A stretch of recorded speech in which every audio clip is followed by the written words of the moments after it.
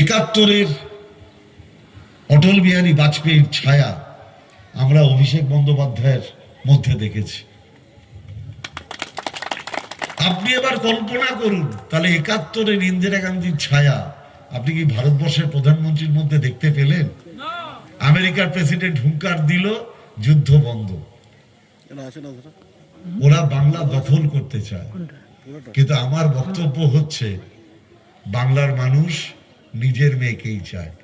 গোকুলনগর নিজের মেয়েকে চাইবে কিনা, গোকুলনগর বাংলার উন্নয়নের সাথে হাঁটবে কিনা, গোকুলনগর নন্দীগ্রামের সেই পুরনো ঐতিহ্য বজায় রাখবে কিনা, গোকুলনগর তার নিজস্ব ঐতিহ্য বজায় রাখবে কিনা, সেটা গোকুলনগরকেই সিদ্ধান্ত নিতে হবে।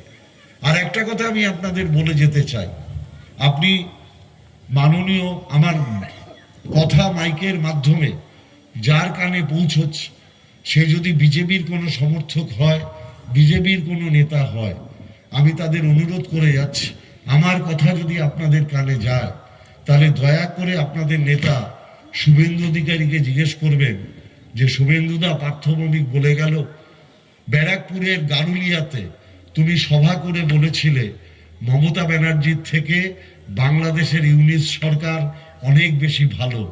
সেই ইউনিস সরকার সনাতনী হিন্দু দীপু দাসকে পুড়িয়ে মারছে, তুমি মিটিং করছো কিন্তু এখন ইউনিস সরকারের বিরুদ্ধে একটা কথাও বলছো না। তুমি কোন সনাতনী হিন্দু? একটু দয়া করে বলে যাও শুভেন্দু।